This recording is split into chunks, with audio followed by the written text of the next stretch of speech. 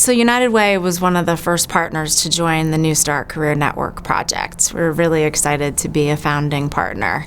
We've been working in the area of workforce development and career coaching, career mentoring for a number of years and had a long history of engaging volunteers in that capacity. So Maria and the team reached out to us to ask us for ideas around how to really work with volunteers in this meaningful, critical place around workforce and job supports. I think what New Start has been able to do in a very short time, over 3 years, is really remarkable. For a university institution like Eldridge to take on a project like this is really amazing, because they are not only providing the research and the framework and the kind of best practices around this type of work, but they're also directly recruiting and training volunteer career coaches and then matching them with job seekers.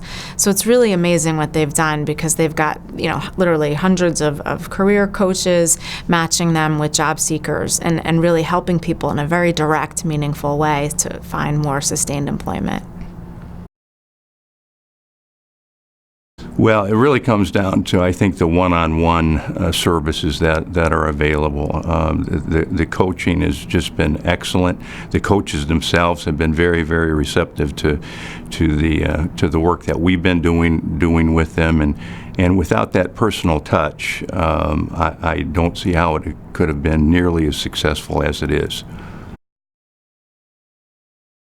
So the Career Network was very concerned in starting out with their long-term unemployed folks that there might be some mental health issues, because we know that for people who've been out of work for a long time, that can be a trigger, especially for anxiety and depression. So they wanted to make sure that they had in place a process to address those issues if they came up. So we worked with the New Start Career Network to create some training for the coaches. So that included some mental health first aid training.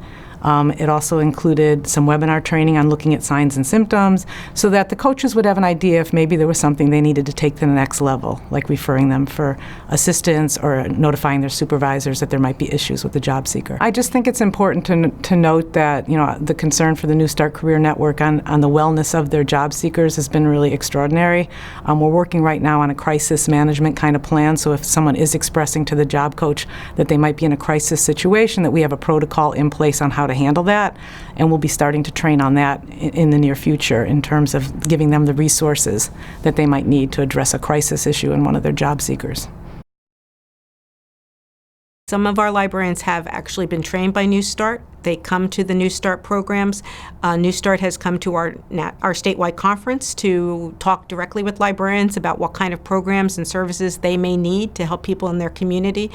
The New Start people have come and offered workshops at our libraries, and I think that helps our librarians be better trained in terms of being able to help their local customers. I think the New Start Career Network provides opportunities for people to reimagine as they transition as they age into other opportunities, keeping their skills up to date, and organizations like AARP and the New Start Career Network are so important to just raising that awareness with our employers and reaching out and making the connections between the 50-plus workers and the employers in our states, and really recognizing those employers that are doing this work. Anytime that we can get out there, any opportunity that we have to be out there talking to employers and raising awareness of what 50-plus workforce brings and the opportunity for multi-generational workplaces is a great opportunity. We need to continue to do those things, and we need to continue to get our workers the opportunity to get their foot in the door to have those conversations with employers, and encourage our employers to look at the 50-plus population as a resource and a value add to their businesses. I think that there is a age bias that exists, and as a society we need to start changing the conversation about what it means to grow older in this country.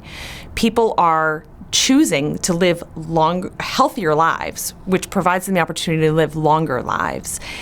It also provides a great opportunity for us to look at this trend of individuals staying in the workforce longer and to really reimagine what it means to earn and learn over a lifetime. And organizations like the New Start Career Network are a vital resource in helping to ignite that reimagination and to think about lifelong learning and earning as opposed to specific age distinctive stages in our life around this is when I go to school, this is how long I work for, this is when I retire.